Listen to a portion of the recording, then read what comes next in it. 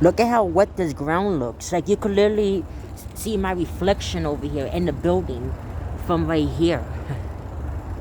That's pretty cool. And no, it's not ice or nothing. It's actually like melted ice, I think, so I can't slip on this. This is pretty cool. Look, you could see me. Hello.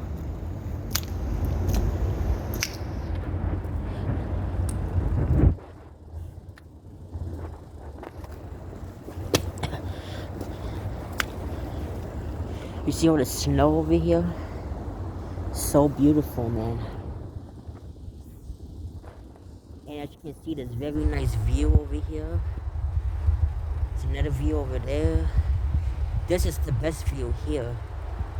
And what's so special about it is that this is my neighborhood too. Like I literally live like right back there.